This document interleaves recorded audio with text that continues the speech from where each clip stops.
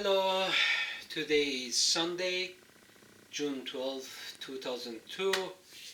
Book review 1001 Days, Memoirs of an Empress. When I was doing my blogging for the entry for that one, accidentally I wrote Memories.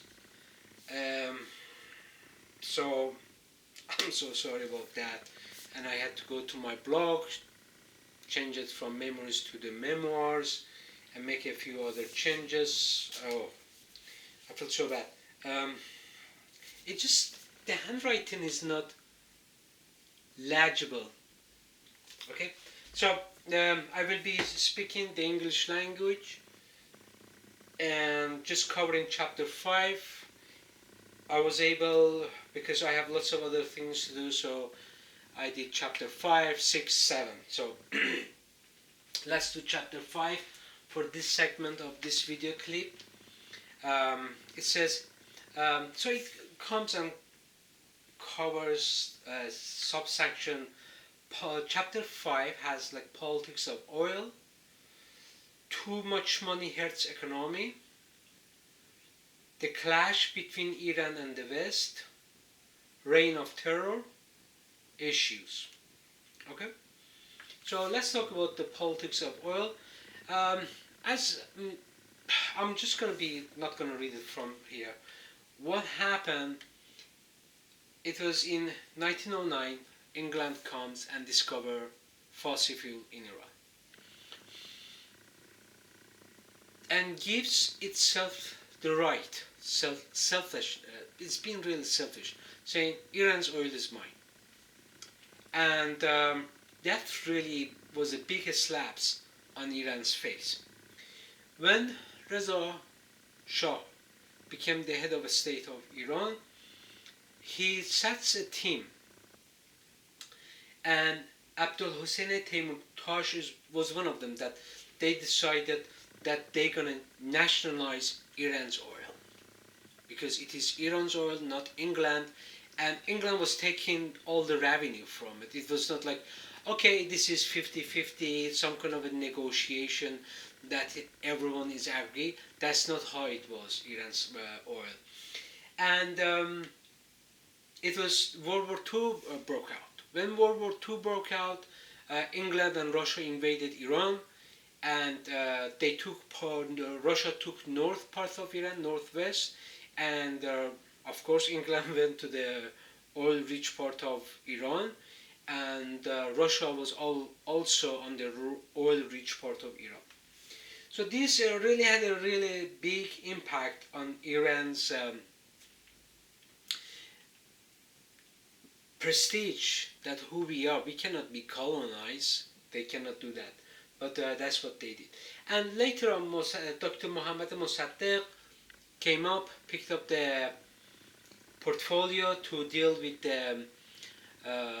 Iran's oil, but he moved too fast. So what happens?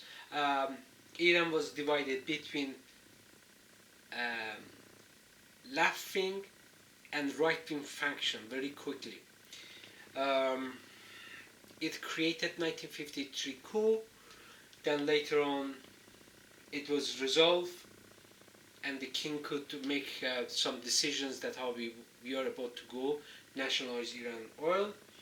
But the issue comes to October 10th, 1973, that when Iran had a self-autonomy over oil. And in October 1973, a war broke out between Syria, Egypt, and Israel.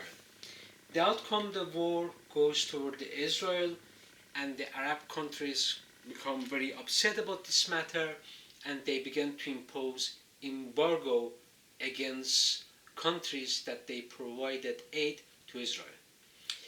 Therefore, the price of oil began to go up, because now we have they were making us less supply available, so there is a great demand and the price goes up. The king of Iran had nothing to do with that decision. So what happens? more money is coming into the Iran. Is that right? Like, for example, they were selling 1 barrel of oil, for example, $3. Now they're making it $10.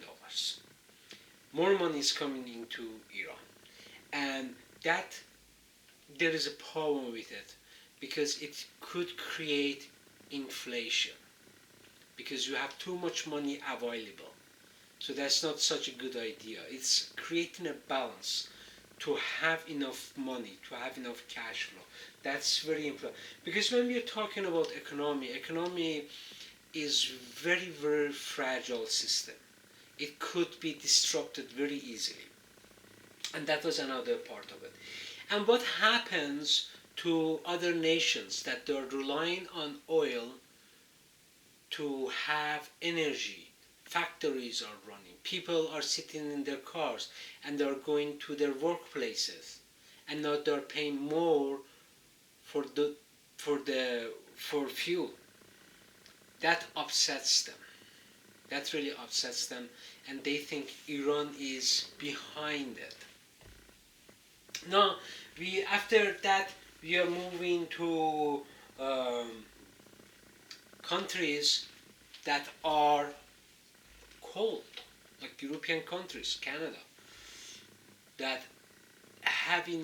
their seasons are cold. So what happens with them?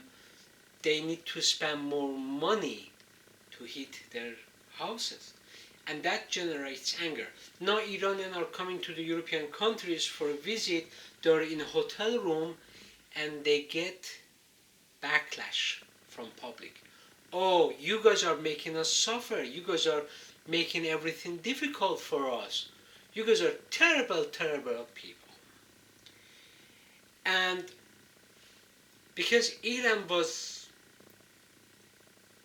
moving forward because of the money was coming in, the other part of it was that the Western countries didn't like that. They said, oh, look at these people. Look at the way they are dressed up. Because they have a perception that you're sitting on the back of a camel and doing camel riding, and all of a sudden you have a coat. They see you. You're with the car, nice clothes, all that thing.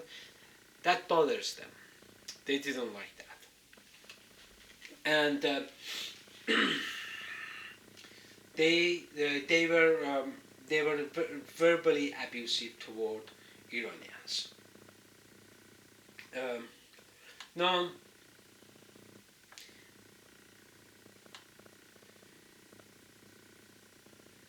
what happens? The reign of terror that I put here. The reign of terror is not that Iranian system is doing anything, the Pahlavi dynasty is doing anything against anyone, but is the media, the Western media begins to bombard Iran. They're doing carpet bombing, really. What they're doing it, they're accusing Savak for human rights violation, for all kinds of things. And the question is, Empress Pahlavi is asking, what French police would do with Carlos? What Savak should do with all these criminals? And all those people who accuse Savak for wrongdoing, they were accusing Savak for wrongdoing, they came to Iran and they couldn't find anything Savak was doing wrong. Yes, Empress Pahlavi says we had to do some changes. The way police was doing investigation, the way the police was interviewing people, and we made those changes and we improved the system. So Iran was on the right track and was coming forward. Okay, so I'm gonna end this, go back to the next chapter because I don't want to create one video clip for all of it.